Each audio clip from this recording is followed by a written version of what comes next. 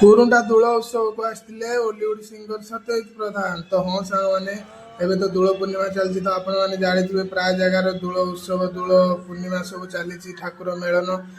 ତ ଆଜି ମୁଁ ପହଞ୍ଚି ଯାଇଥିଲି ଆମର କୁରୁଣ୍ଡା ଦୋଳ ଉତ୍ସବରେ। ତ ଦେଖିଲା ବେଳକୁ ଏଠି ଏତେ ଭିଡ଼ ଅଛି, ଲୋକମାନେ ସବୁ ଚେୟାର ପକେଇ ସେଠି ବସିଯାଇଛନ୍ତି। ମୁଁ ଭାବିଲି ଶଳା କ'ଣ କରିବୁ, ମୁଁ କ'ଣ ଠିଆ ହେମି ଆସିକି ଏଠି।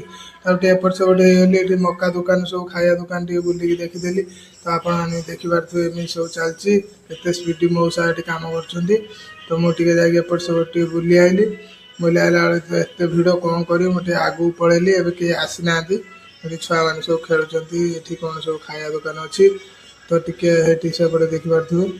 ତ ଏଠି ସବୁ ଚାଲିଛି, ଦେଖନ୍ତୁ ଆଜି ସତ୍ୟଜିତ ଭାଇ କି ଗୀତ ଗାଉଛନ୍ତି।